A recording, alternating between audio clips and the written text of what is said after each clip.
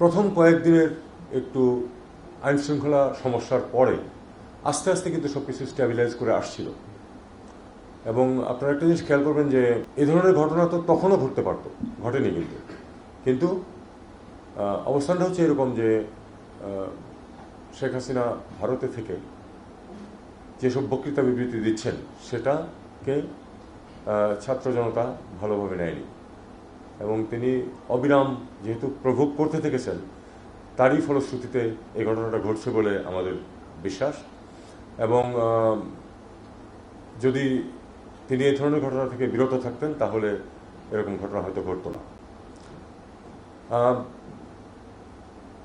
সরকারের পদক্ষেপের বিষয় সেটা হলো যে সেখানে আপনারা জানেন যে সেনাবাহিনীও কিন্তু সেখানে উপস্থিত হয়েছিল এবং তারা কন্টেইন করতে পেরেছে যাতে বাড়াবাড়ি এর চেয়ে বেশি কিছু না হয়।